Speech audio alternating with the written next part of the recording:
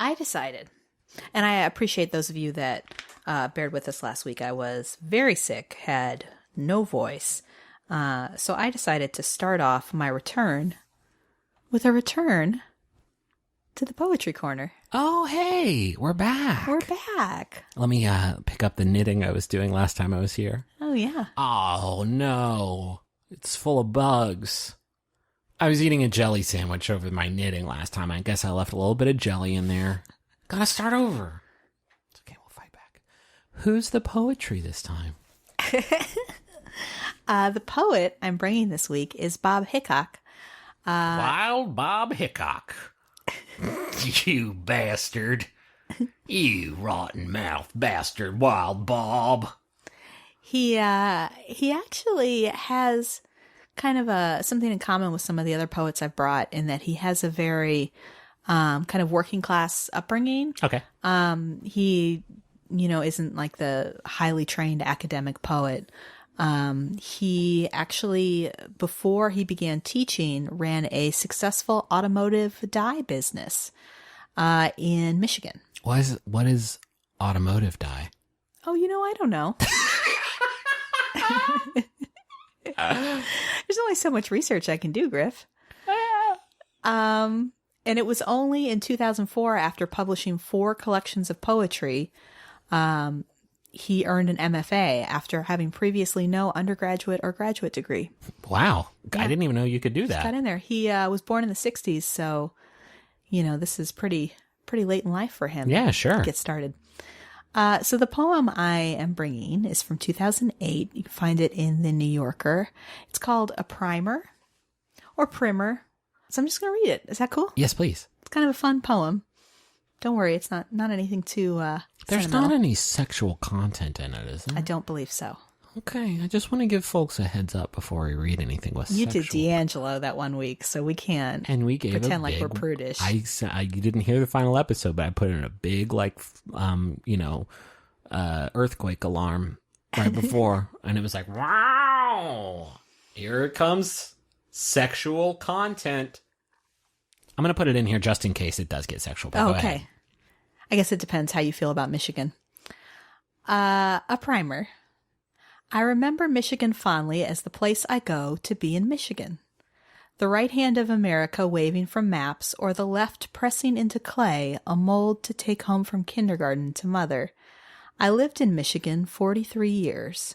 The state bird is a chained factory gate. The state flower is Lake Superior, which sounds egotistical, though it is merely cold and deep as truth.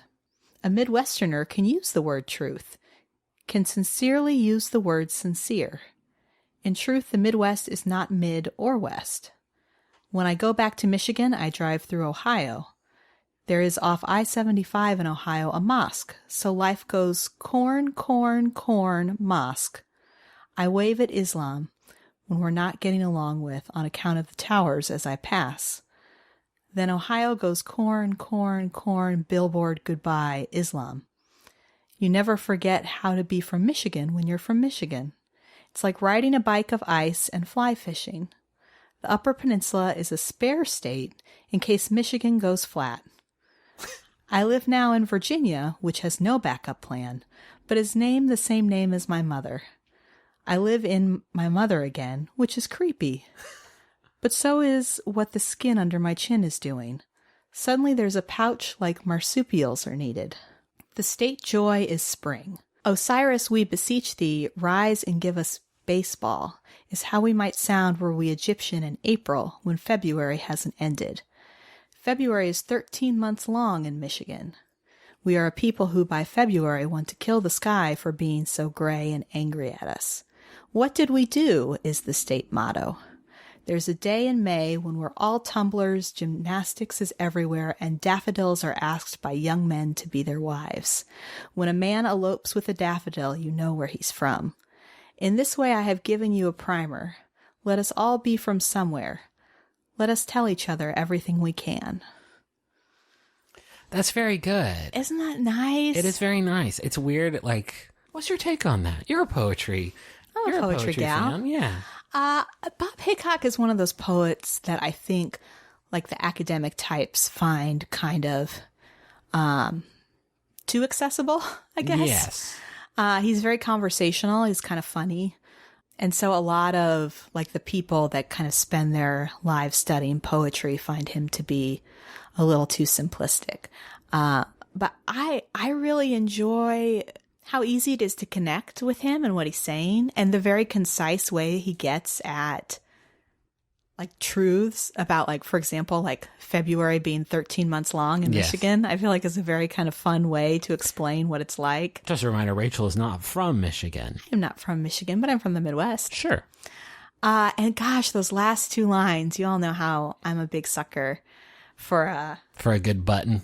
yeah, for the end of the poem. And the fact that this poem and these lines stick with me. Like when I was thinking about what to bring this week, these lines just like, I couldn't remember the name of the poem, couldn't remember what it's about, but I could remember, let us all be from somewhere. Let us tell each other everything we can. Like, I love those two lines. Yeah. Like, it's just, there's this urgency to it. Just like, I just told you this really long, rambling kind of poem about the places that I've lived and what I know about it. And the reason I'm doing that is I think it's important for all of us to kind of share these parts of ourselves and these experiences. So that's my poem this week. That's a good one. Thank you.